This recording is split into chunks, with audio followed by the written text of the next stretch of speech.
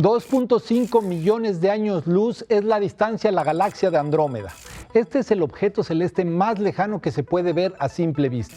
Una pequeña mancha en forma de espiral conformada por millones de estrellas que solo podemos discernir en un cielo limpio de contaminación lumínica. La luz artificial de las ciudades nos impide ver las maravillas del universo, aunque hay soluciones para que en un futuro podamos disfrutar del espectáculo del cosmos. A simple vista, estas imágenes de luces resultan en un deleite para los privilegiados que pueden captar a la Tierra desde el espacio. Pero científicos de varios países alertan que para los habitantes de nuestro planeta significan contaminación y una pérdida del invaluable patrimonio que significa poder ver las estrellas.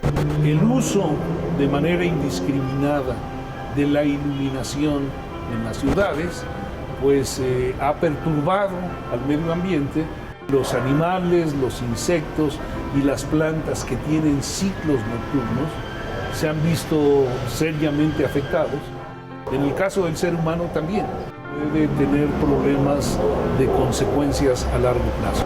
Ante esta situación, la UNESCO, la Universidad Nacional Autónoma de México, la Academia Mexicana de las Ciencias y el Foro Consultivo Científico y Tecnológico convocaron a una reunión internacional de expertos que cristalizó en una publicación las propuestas concretas para solucionar el problema. El libro se llama El derecho a los cielos oscuros.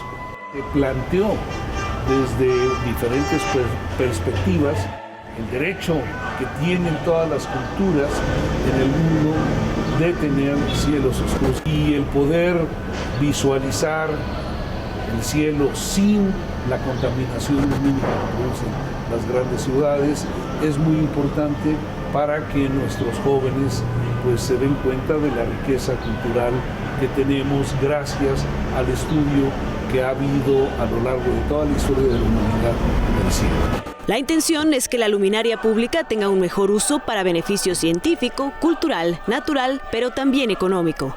Se está dilapidando el dinero de los usuarios al estar iluminando el cielo. Se tiene que generar una legislación que obligue a que las luminarias tengan sombreros que manden la luz hacia abajo y eso puede reducir el gasto de energía de una manera bastante sustancial. De Televisión Educativa para el Noticiero Científico y Cultural Iberoamericano, Ana Cristina Olvera.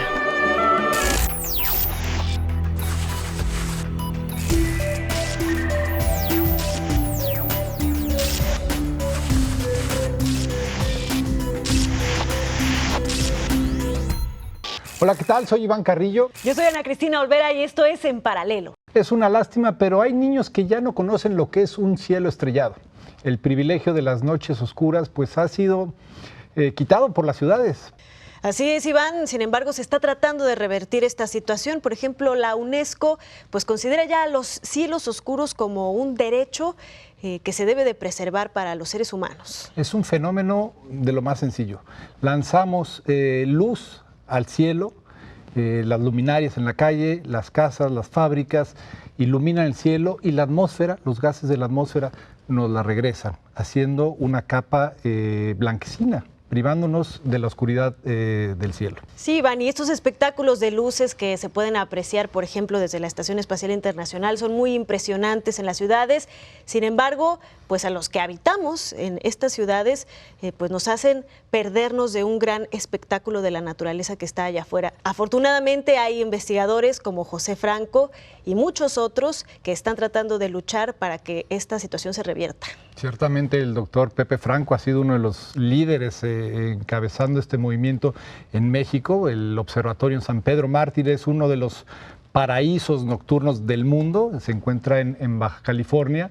Y también hay que decir que obviamente se trata de un asunto de políticas públicas, pero que la solución o algunas soluciones pueden ser más sencillas de lo que parecen. Por ejemplo, reparar o colocar sombreros en las luminarias callejeras permiten que la luz no llegue al cielo y eso nos devolvería pues una vista nocturna a la que tenemos todo el derecho. Y es que esta contaminación lumínica aunque podría parecer una cosa meramente estética, no es solo así. También afecta, por ejemplo, los ciclos del sueño de algunas especies, afecta a nosotros mismos como seres humanos, algunos ciclos biológicos. Está comprobado que la luz, la falta de luz o tener la iluminación adecuada puede ayudarnos a generar todos los procesos. Y hablando de cielos oscuros, también podemos pensar en el fenómeno de los eclipses, esa transformación súbita de un cielo de día, un día normal, en una oscuridad total. 384,000 kilómetros es la distancia media de la Tierra a la Luna. Un número casi mágico que hace que la Luna y el Sol tengan el mismo tamaño aparente desde la superficie de nuestro planeta. Cuando el disco de la Luna se alinea con el Sol, ocurre la magia, el eclipse total. En el verano del 2017, la sombra de la Luna recorrió de costa a costa todo el territorio de los Estados Unidos de América, siendo uno de los eclipses vistos por más número de personas en la historia de la humanidad. Oscura y rocosa, la Luna no produce luz por sí misma. En cambio, refleja los rayos del Sol mientras orbita la Tierra cada mes. Los eclipses solares se producen cuando la Luna nueva se alinea perfectamente con el Sol y la Tierra. Para ver un eclipse total de Sol hay que estar ubicado dentro del cono de sombra lunar.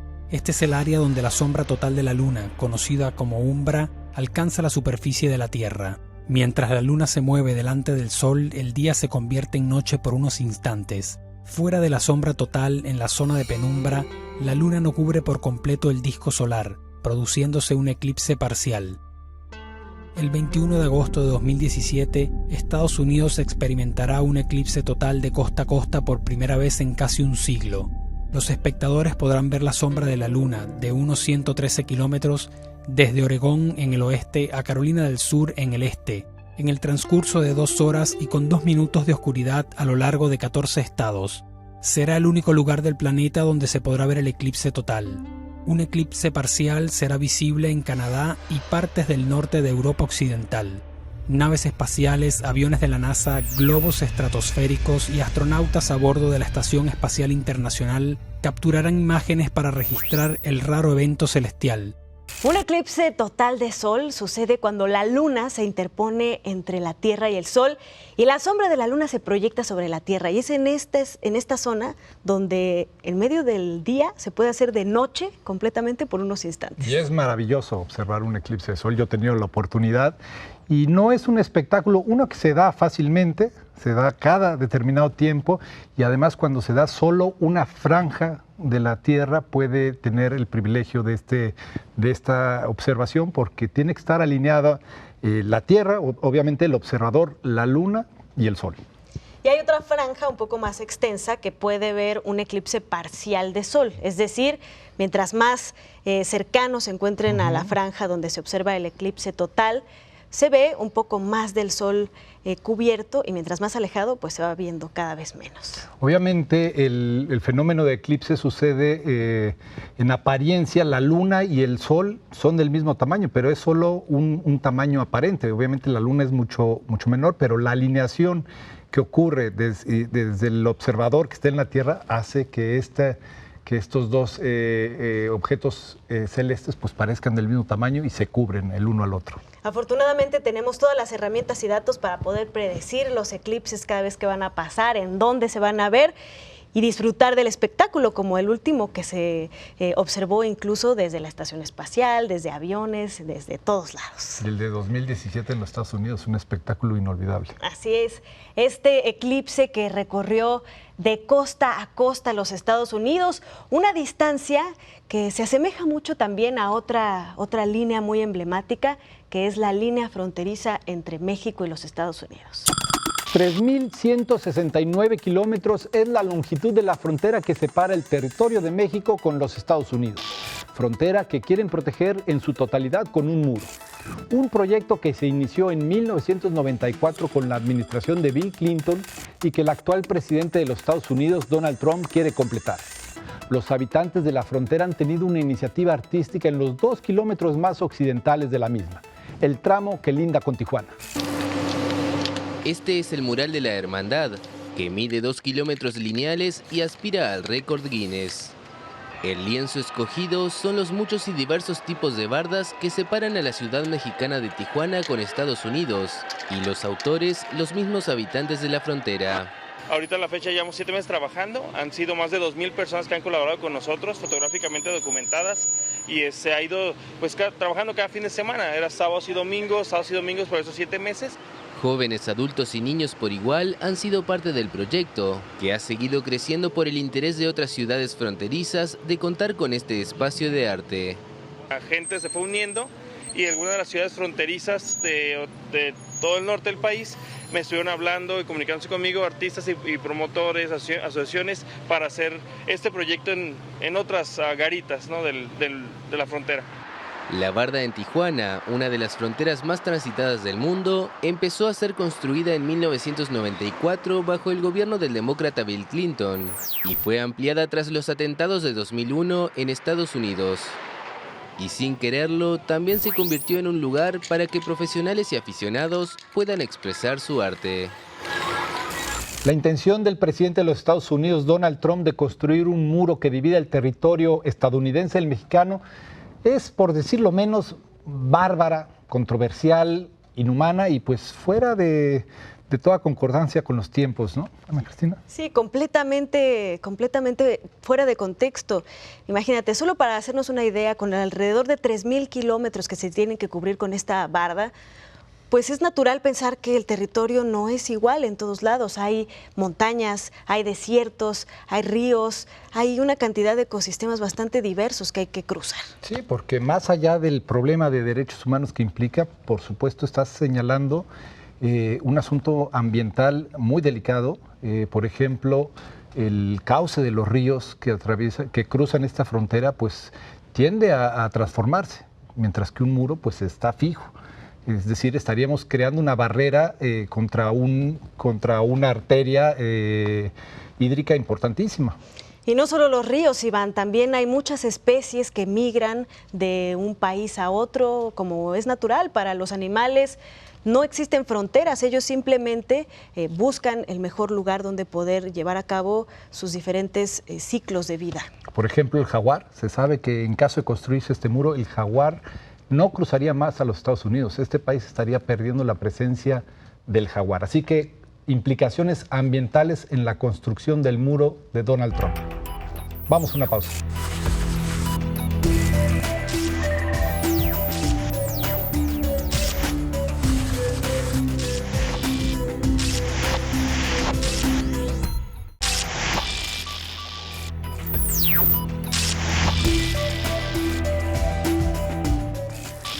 Milímetros es lo que suben las aguas al año en el archipiélago de Fiji, situado en el Océano Pacífico.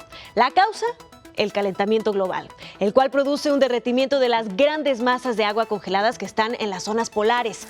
No solo el aumento del agua les afecta a los habitantes de estas islas, sino también la elevación de la temperatura del agua marina que daña los arrecifes de coral, que son el ecosistema que alberga la diversidad de peces que soporta gran parte de la economía isleña. Enrico sale a pescar y muchas veces le pasa esto.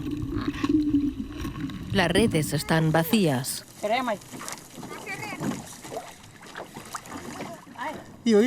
Cuando era pequeño solía ir al mar con mi abuelo y mi padre. No teníamos que alejarnos tanto como ahora. Íbamos a los primeros arrecifes, pescábamos algo y volvíamos. Ahora es diferente. Tenemos que ir recorriendo los arrecifes porque no hallamos nada. El mar está calentándose.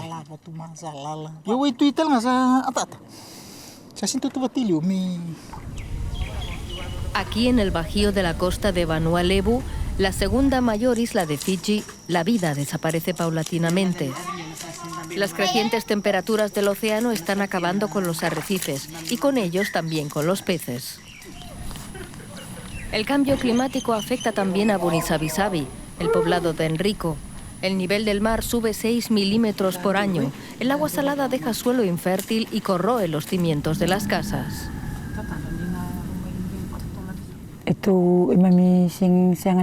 Cuando construimos nuestras casas pensábamos que eran para siempre. Nunca pensamos en cosas como el cambio climático y que eso pudiera tener impacto tan rápidamente. Ahora estamos tratando de buscar una solución. Es algo muy triste para todos en la aldea. Alrededor de un cuenco de cava, una bebida tradicional que adormece los sentidos, ellos discuten ahora sobre su futuro.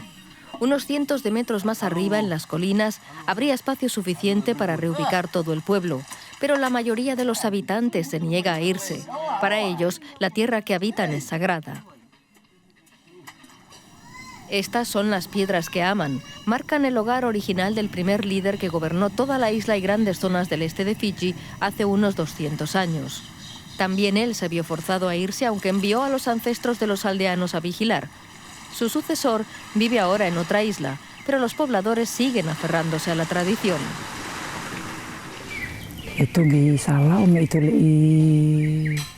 Se suponía que debíamos ser reubicados, pero dijimos que no podíamos, pues antes teníamos que consultar con nuestro jefe supremo. Le preguntamos, pero él no estuvo de acuerdo con la reubicación. Nos dijo que debíamos quedarnos aquí porque el deber que se nos confiere es de gran importancia.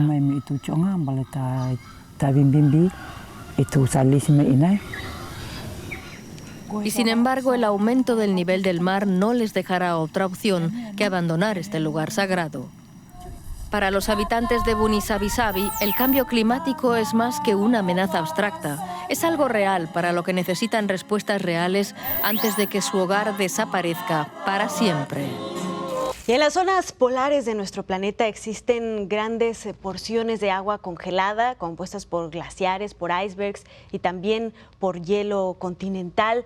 Pero para el ritmo de derretimiento que tienen estos cuerpos de agua congelados, se calcula que para el 2100 haya una elevación del nivel global del mar de entre 30 centímetros, pero podría llegar hasta los 4 metros. Iván. 4 metros, lo que ya sería una tragedia. Literalmente estamos hablando, por ejemplo, las naciones isla del Pacífico, bastaría una elevación de 2 metros para que desaparecieran, y son predicciones que se hacen para el año 2100, es decir, hay un reloj corriendo muy dramáticamente y pues tienen que tomar medidas. Estamos hablando de naciones como Tuvalu o como Maldivas que podrían, de hecho están en riesgo, ¿no? Y estaríamos hablando de la extinción de una nación. Y no solo estas naciones, Iván, sino que alrededor de 634 millones de personas viven en zonas del planeta que están alrededor de 9 metros sobre el nivel del mar. Y bueno, aunque no fueran cubiertas en su totalidad por el agua, como podría pasar en estas islas del Pacífico, sí cambiaría su dinámica completamente, sus modos de vida, sus modos de manejarse en sociedad. Y hablemos de la gran isla, de la gran manzana, Manhattan. 1.5 metros bastarían para sumergir a esta gran capital del mundo bajo el agua. Entonces son proyecciones que ya se hacen, modelajes que nos están advirtiendo de que tenemos que actuar. Esto en cuanto a los seres humanos, pero hablemos también de las especies marinas. Cuando cambia la temperatura del agua, es decir, se derrite el hielo y sube la temperatura, pues cambian también las corrientes y con esto pues las dinámicas de las especies que habitan los mares y los cuerpos de agua del mundo. Y regresando a las ciudades, como la ciudad de Manhattan que mencionaste, Iván, donde quizá puedan hacer cosas como construir diques para paliar esta situación, habrá otras zonas como las islas del Pacífico donde no se podrá hacer esto y quedarán en riesgo sus habitantes, los polinesios. 3.640 kilómetros es la distancia desde la Polinesia Francesa a la isla de Pascua. Esta es la distancia que debieron recorrer en mar abierto estos colonizadores del Pacífico que la poblaron originalmente en el siglo IV de nuestra era, según una de las teorías más aceptadas. Prácticamente la misma distancia es la que la separa de la costa de Chile a la que pertenece actualmente. Esto la convierte en uno de los lugares poblados más aislados del planeta y por lo tanto más vírgenes en cuanto al nivel de explotación. El gobierno de la isla de Pascua ha aprobado una iniciativa para la conservación de las aguas que la rodean. En la isla más grande de Chile, la isla de Pascua, también conocida como Rapa Nui, existen condiciones favorables para la formación de arrecifes de coral a su alrededor, gracias a las cálidas aguas que tiene, sus características tropicales y las bajas profundidades del nivel del mar. Uno de los destinos turísticos más interesantes de Chile, en sus 163.6 kilómetros cuadrados se desarrolla la cultura Rapa Nui y se conserva el Parque Nacional Rapa Nui, clasificado como Patrimonio de la Humanidad por la UNESCO en 1995. El pensamiento de proteger viene desde que uno nace. En nuestro ambiente natural siempre nos inculcaron, nos enseñaron que había que proteger, que había que cuidar, había que respetar todo lo que era alrededor, tanto la naturaleza y los seres vivos. El gobierno chileno anunció la creación de extensas áreas para proteger las especies marinas en el Océano Pacífico, justo en esta zona. El archipiélago Juan Fernández, áreas de conservación alrededor de Cabo de Hornos y el Parque Marino de Nazca Desventuradas son algunos de los proyectos que forman parte de este plan oficial, con el involucramiento del pueblo Rapa Nui. Queremos ser un ejemplo a nivel internacional de cómo el involucramiento de las comunidades es necesario para que esto funcione. En inédita consulta indígena a la isla chilena de Rapa Nui, 642 Rapa Nui votaron el pasado 4 de septiembre a favor de la creación del área marítima para compartir su administración con el Estado de Chile. El anuncio vinculado a esta extensa área se realizó en el marco del Congreso Internacional de Áreas Marinas Protegidas, IMPAC 4, que se realizó en los primeros días de septiembre en la región de Coquimbo. Con información de la oficina en Santiago, Chile, Noticias Xinhua. Pocos temas tan fascinantes como la historia de la isla de Pascua, también llamada Rapa Nui. Además, un tema ampliamente debatido por los misterios que envuelven el origen de esta cultura nacida en medio del océano. Así es, Iván, parecían ser muy primitivos, sin embargo, esta cultura Rapa Nui construyó unas enormes estatuas emblemáticas, los famosos moais, y decían tener ascendencia de los mismos dioses. Exactamente, la construcción de estas grandes esculturas pues generó muchas expectativas, preguntas, teorías nacidas desde la ciencia, desde la antropología, que planteaban quizá un origen preincaico o quizá grandes recorridos como si hubieran sido navegantes transatlánticos. Así es, Iván. Sin embargo, lo cierto es que las sociedades Rapa Nui, la sociedad de los Rapa Nui, sí hicieron una devastación importante del medio ambiente, acabaron con los bosques y esto pues parece ser una de las teorías más fuertes por las cuales finalmente pereció.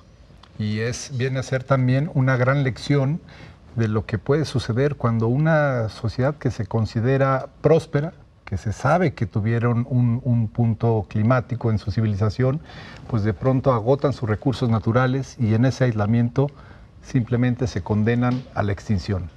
La cultura que decía provenir del cielo desaparece por falta de recursos. 406 kilómetros hacia el cielo. Si un habitante de la isla de Pascua quiere buscar al humano más cercano a su remota isla, debe mirar hacia arriba, ya que en un radio de miles de kilómetros no existen tierras habitadas. Pero cada cierto tiempo, los astronautas de la Estación Espacial Internacional serán temporalmente sus vecinos más cercanos a unos 400 kilómetros de altura. En un rango amplio de latitudes ocurre este hecho de que los astronautas de la Estación Espacial estén a nuestro alcance, al menos gracias a la radio. Una iniciativa en Venezuela aprovechó esta posibilidad. La emoción de hablar con el espacio por primera vez.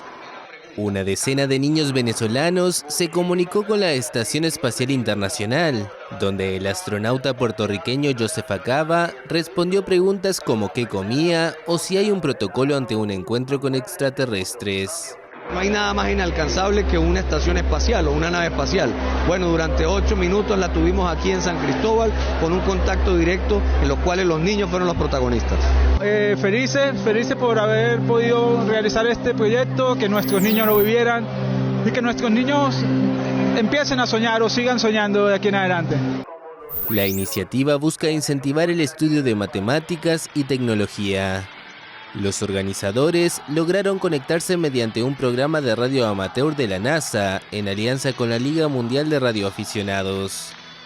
Fueron 2 años de trabajo para 8 minutos, que seguramente recordarán para siempre. La Estación Espacial Internacional es uno de los proyectos de cooperación más importantes del mundo En ella participan 7 agencias espaciales, prácticamente las más importantes, y en algunas de estas agencias participan más de un país, como por ejemplo en la Agencia Espacial Europea. Y además se puede llegar a pensar que es un proyecto que nació con ese espíritu. Sin embargo, la historia verdadera es que se trata de la fusión de varios proyectos, entre ellos los estadounidenses y los rusos, que, bueno, sabemos que políticamente rivalizaban en la Tierra, pues en el espacio colaboraban. Y ahora la fusión de estos proyectos, de estas 7 grandes agencias, pues han creado este paraíso humano en el espacio. Así es, Iván, ¿quién no recuerda los proyectos como Mir ruso o el Skylab estadounidense, incluso el Shuttle o transbordador espacial, que servía también para hacer experimentos? Sin embargo, a partir de 1998 inició la construcción de la Estación Espacial Internacional, en donde cooperaron, y bueno, sigue cada vez más enriqueciéndose de más participaciones de países, nuevos módulos, nuevos experimentos, y esto lo hace verdaderamente fascinante. Y han hecho una extensión de la Tierra, porque durante los últimos 20 años ha estado poblada por lo menos por 2 o entre 2 y 6 personas han poblado permanentemente, o sea que ya es una extensión de nuestro planeta, y han pasado por ahí 206 personas de 16 países distintos. Desafortunadamente, el futuro de la Estación Espacial Internacional no está asegurado porque algunos conflictos internacionales o incluso pues el hecho de que es un proyecto muy costoso han hecho que, por ejemplo, Rusia haya decidido no asegurar su participación después del 2024 y tiene planes de hacer sus propios proyectos. Pues ojalá y no sea así, ojalá estos proyectos encuentren el financiamiento y lo que necesitan para seguir adelante. Incluso se ha planteado hacerlo una situación privada, poder llevar turistas o cuestiones así para poder conservar la Estación Espacial Internacional. Llegamos al final de este programa. Muchísimas gracias por habernos acompañado. Yo soy Iván Carrillo. Yo soy Ana Cristina Olvera. Muchas gracias por acompañarnos en Paralelo.